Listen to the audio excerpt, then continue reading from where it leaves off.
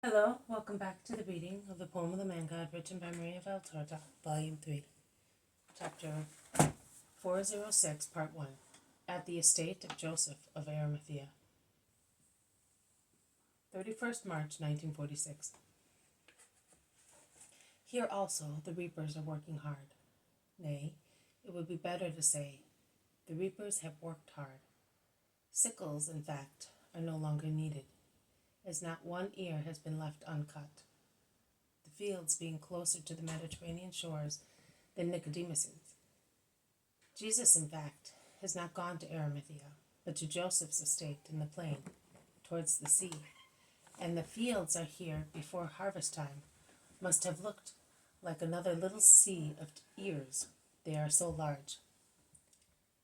In the middle of the bare fields there is a low, wide, white house, a country house, but well kept. Its 4 threshing floors are being filled with sheaves arranged in groups, as soldiers do with baggage trains when they stop at camps. Numerous carts carry the precious goods from the fields to the threshing floors, where many men unload them and pile them up, while Joseph moves from one threshing floor to another, checking that everything is done properly. From the top of a heap on a cart, a peasant announces, "Master, we have finished. All the corn is on your threshing floors. This is the last cart of the last field." Very well. Unload the cart, unyoke the oxen, and take them to the watering place, and then to the stables. They have worked hard and deserve a rest. And you all have done a good job and deserve a rest. But the last job will be a light one, because kind hearts are relieved by the joy of other people. We shall now get the children of God to come here, and we will give them the gift of the Father. Abraham, go and call them. He then says, addressing a patriarchal peasant, who is perhaps the first of the peasant servants in Joseph's estate. I think he must be, because I see that the other servants have a great respect for the old man, who does not work, but supervises and assists the master with his advice. And the old man goes, and I can see him direct his steps to a very low, large building, which is more like a shed than a house, with 2 huge doors which reach up to the eaves gutter. I think that it is a kind of storehouse where carts and other agricultural implements are kept. He goes in and then comes out, followed by a miserable, heterogeneous crowd of people of every age and of every degree of misery. There are emaciated people, but without any physical defect, and there are cripples, blind and maimed persons, and people with diseased eyes. Many widows with little orphans around them, and wives of sick men, sad, shabby, feeble, though waking and sacrificing themselves to cure their husbands.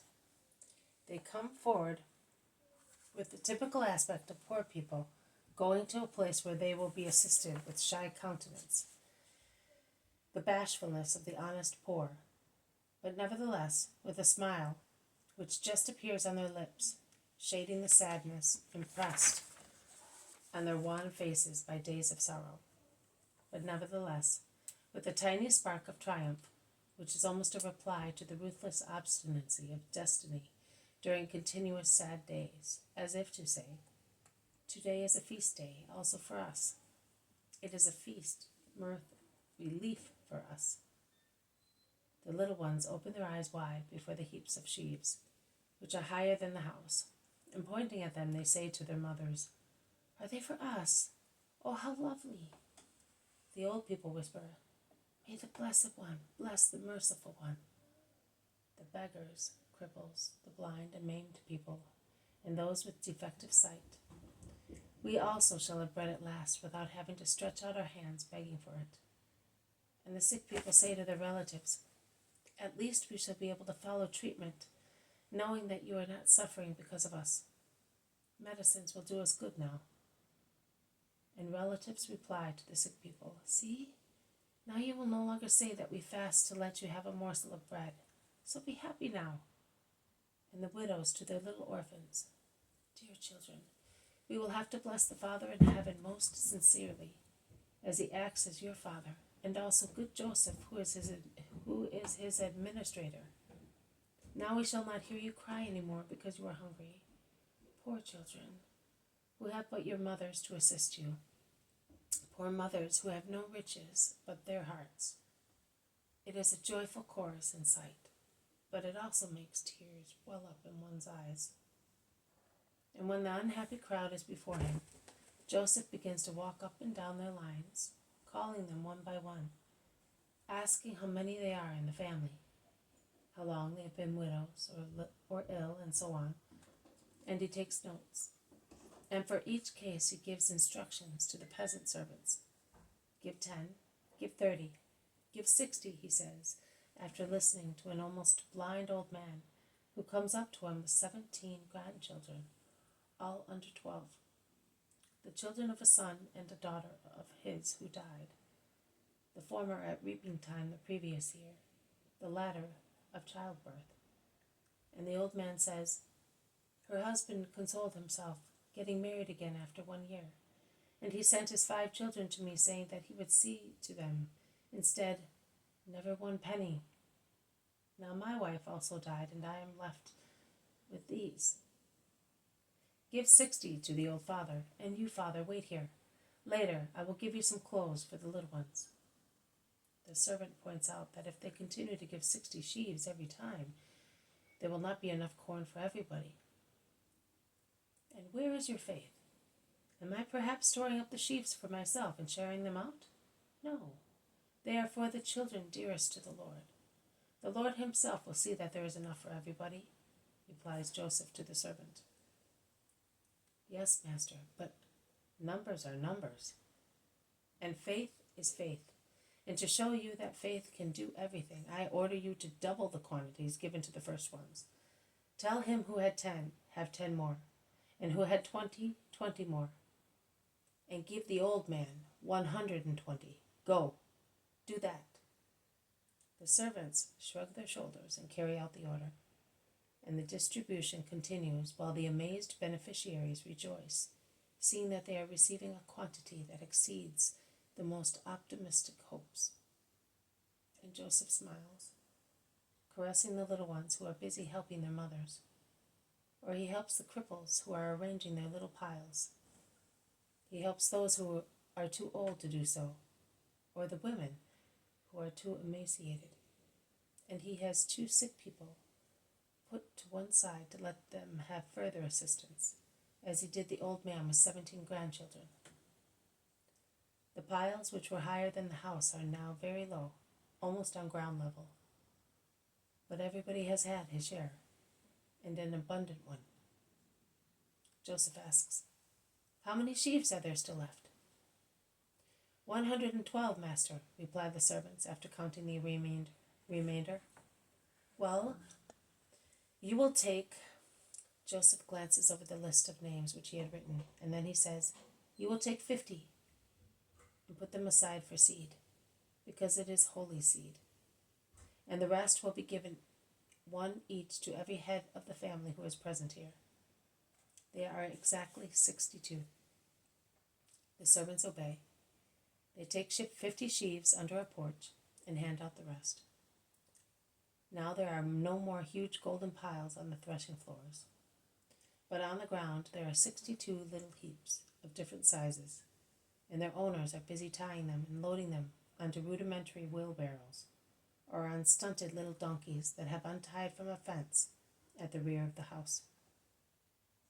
Old Abraham, who has been chatting with the main peasant servants, approaches his master along with them, and the master asks him, 'Well, have you seen? There was enough for everybody, and with surplus.' 'Master, there is a mystery here. Our fields cannot have yielded all the sheaves that you have distributed. I was born here, and I am 78 years old. I have been reaping for 66, and I know my son is right. Without a mystery, we could not have given so much.' But it is a matter of fact that we have given them Abraham. You were beside me. The sheaves were handed out by the servants. There is no sorcery. It is not a dream. You can still count the sheaves. They are still there, although divided into many lots. Yes, master, but it is not possible that the fields have yielded so many. And what about faith, my children? What about faith? What shall we do with our faith? Could the Lord belie his servant, who made a promise in his name and for a holy purpose? Then you have worked a miracle, exclaimed the servants, ready to sing hosannas. I am not the type of man who works miracles. I am a poor man. The Lord worked it. He read my heart, and he saw 2 wishes in it. The first one was to lead you to my faith. The second was to give much, so much, to these unhappy brothers of mine. God consented to my desires, and he worked. May he be blessed for that, says Joseph, bowing reverently as if he were before an altar. This has been a reading from the poem of the Man God, written by Maria Valtorta, Volume 3, Chapter 406, Part 1, At the Estate of Joseph of Arimathea. Thank you for listening. I will see you tomorrow. May God bless you. May peace be with you.